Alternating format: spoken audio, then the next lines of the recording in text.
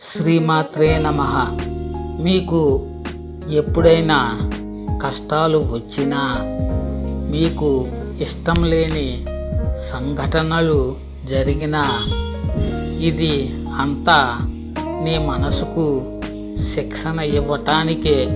శరీరం మరణించిన తరువాత ఏదైనా నీతో వస్తుందో దానిని పవిత్రం చేయటానికి, దానిని పద్ధతిలో పెట్టడానికి భగవంతుడు చేసే సంకల్పమే కానీ నీ మీద ఇష్టం లేక కాదు.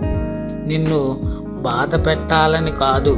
బంగారాన్ని మంటలో వేసి ఎలా పవిత్రం చేస్తారో అలా నిన్ను ఇంకా ఎక్కువ పవిత్రం చేయటానికే అలా చేస్తున్నాడు. ఓం శ్రీమాత్రే నమః.